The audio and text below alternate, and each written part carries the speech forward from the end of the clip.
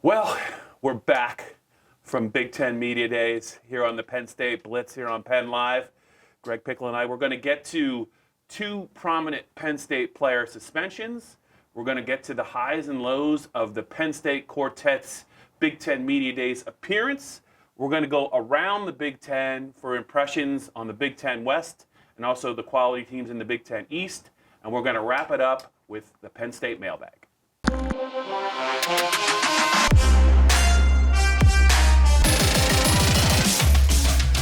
Okay, Greg. Welcome back. Welcome back. I did not think you were going to come back in one piece. You look great in Chicago. So there was a little bit of news out here in Chicago. There have been rumblings about maybe something might have been up with Yetur Gross-Matos, Penn State's returning first-team All-Big Ten defensive end, possible 2020 first-round pick. He continues to develop. Just a third-year player, but he had a breakout season last year. You would notice something at Live for Life that maybe something wasn't quite right. Turns out the dreaded suspension for a violation of undisclosed team rules. Both he and running back Journey Brown. It started, I guess, at the end of spring practice, and it's going to carry over till August 1st. Right.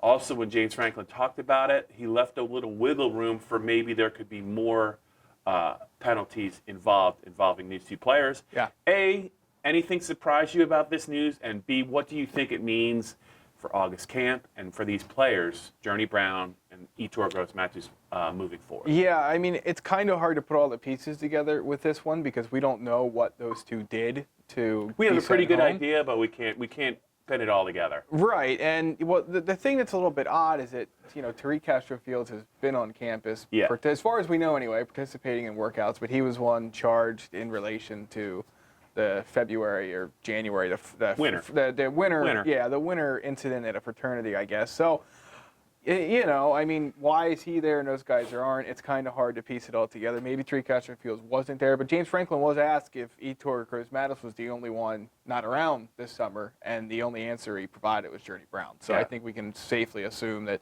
it was just those two guys. So yeah, I mean, he did leave wiggle room open for maybe further punishment for those guys, whether it be a game suspension of some sort or who knows what else. But yeah, definitely interesting. Definitely was a little bit surprising, I think. But ultimately, as long as those guys return at the start of camp in good shape and good spirits, I think all will be fine.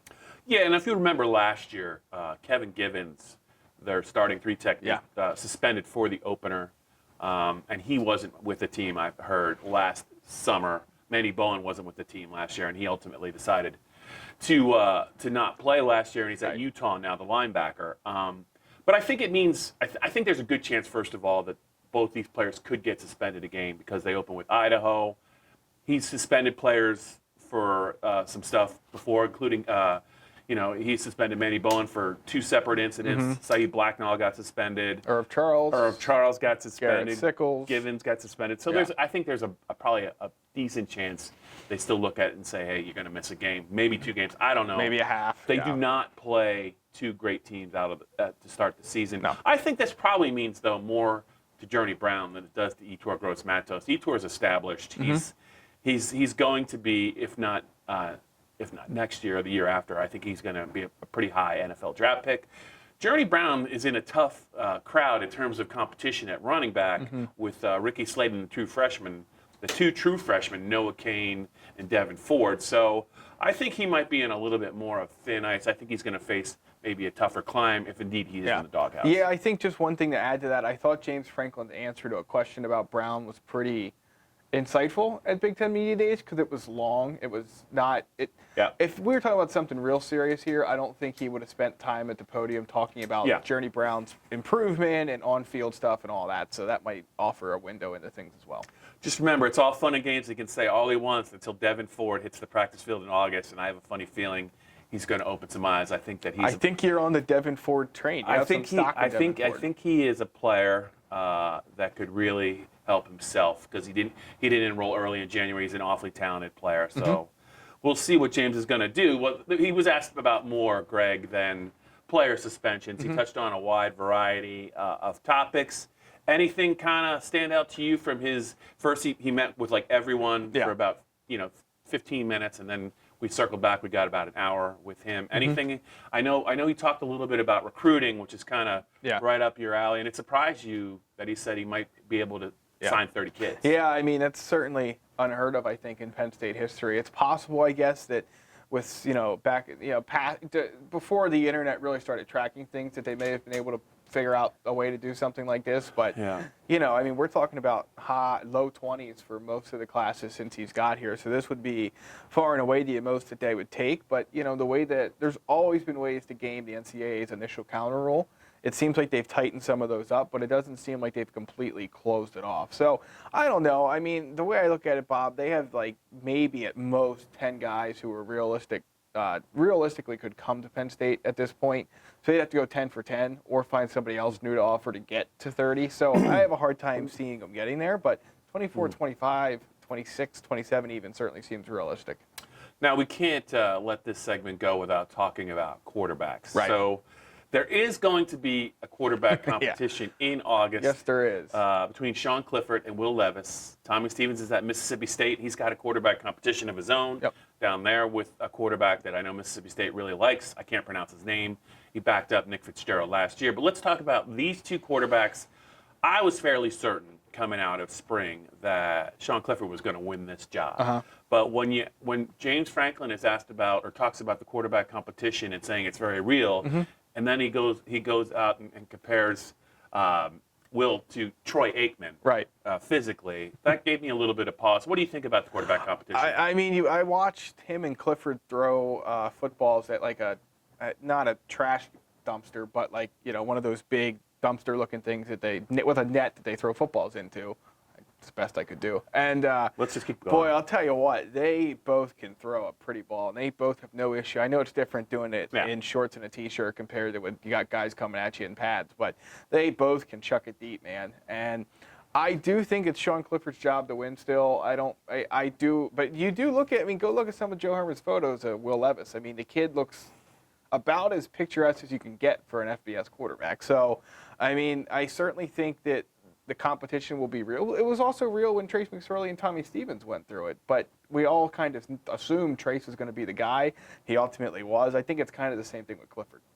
Yeah, and one thing, just to follow up, when he talked about Sean Clifford and the improvement he made with his mobility and how he tested better at his most recent testing session than Trace did. Yeah, that was eye-opening. Now, Trace ran a 4.57 at the Combine. Trace ran for 800 yards and 12 touchdowns last year. Trace had a 175-yard rushing day against Ohio State. Sean Clifford, to me, can't be that guy, but I'll just be curious to see how the offense changes with him as the quarterback and what they ask him to do as a runner. Yeah. I mean, I think the one thing that, more than anything else, it's about, think of how many runs Trace McSorley had into nothing. I mean, there was literally not an opponent within 20 yards of him. And I think if Clifford can figure out how to do half of what McSorley did with those opportunities, I have a hard time thinking he's going to get close to Trace's rushing numbers, but I think this offense can function just fine if he gets even half of them. Yeah, so let's talk about the rest of the Big Ten. We've got a chance to hear all the Big Ten coaches talk.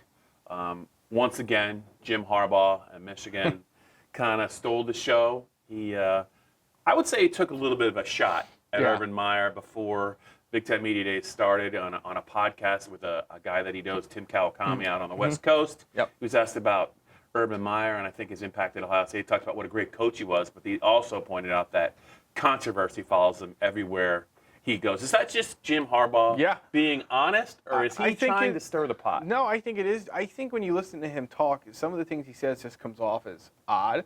But a lot of the times, I think he just shares his worldview, and he doesn't really care if you or I or anybody else agrees or disagrees with it. I think factually you can prove that controversy does follow Urban Meyer.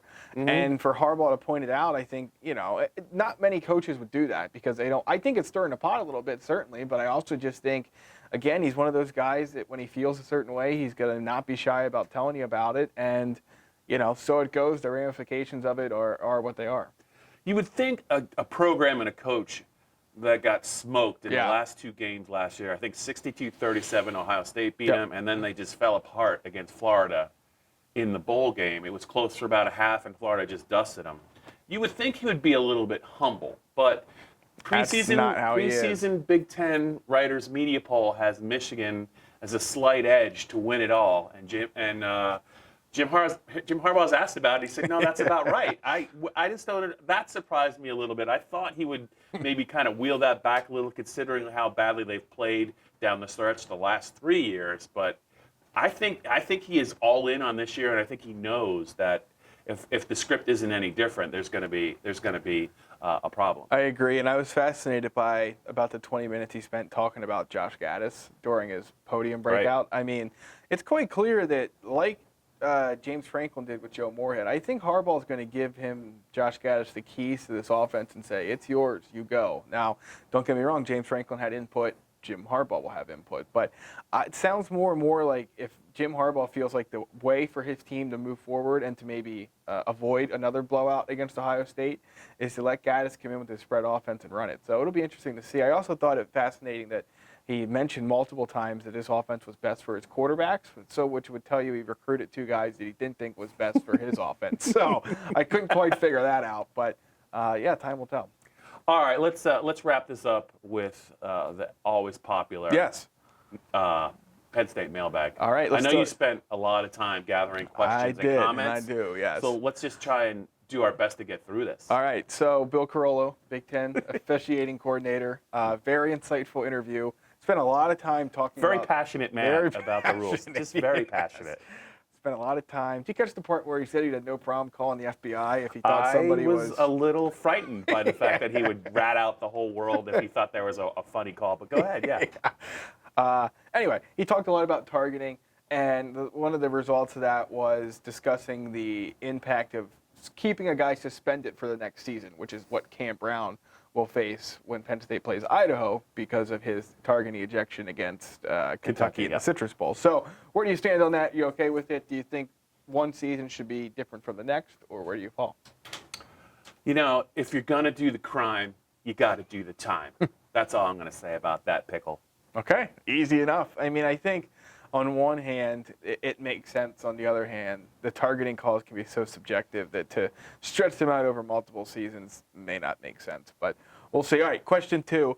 We've now heard James Franklin speak for the better part of, close to 2 hours. I guess about an hour and a half so far. We have Media Day at Penn State coming up within the next 2 weeks. What did you not learn in Chicago that you want to learn there in State College?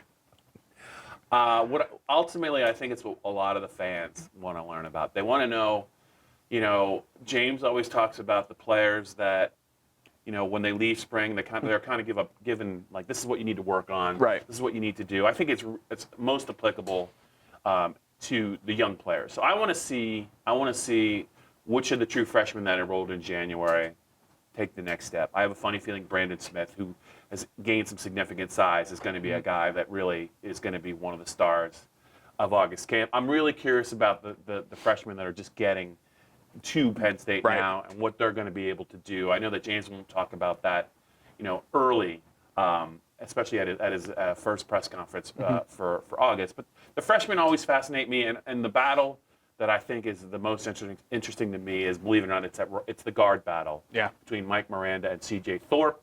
I thought it was Miranda all the way, but all the tea leaves and what people are saying about Thorpe's aggressive mindset leads me to believe that it might be his job to lose. And this offensive line still needs to play better. They lost 2 good players. They certainly have the experience, but I'm just really not sure how good this offensive line is going to be. Right. And I think Rasheed Walker is going to play into that as well. All right, last one for you, Bob. Penn State picked 4th. You mentioned it earlier in the Big Ten media poll. Right spot, wrong spot, or just right? Since I was in the media poll, I think I picked them 3rd. Okay. I just have a funny feeling they're going to turn the tables on Michigan State this year, and they certainly have a chance to beat Michigan in State College. Where they could find some trouble, though, is I think this schedule gets a little tricky, especially when you look at the teams they have to play from the Big Ten West. They have to play Iowa. Iowa's had them in trouble the last 2 years. They got to go out to Iowa. Purdue comes in. Brom's a very good coach, and I think that if Penn State doesn't play well in that game, that could get a little dicey. And I honestly think when they go to Minnesota, I think they're going to have their hands full with a team that's really young, returned a lot of players, and they finished 3-1 down the stretch, killed Georgia Tech in the bowl game, won at Wisconsin. Yeah. I could see a world where they beat Michigan, they beat Michigan State, and they still have 3 or 4 conference losses, but I do think they're a little bit better than Michigan State. All right. I guess that'll be it for this week. Until we meet again.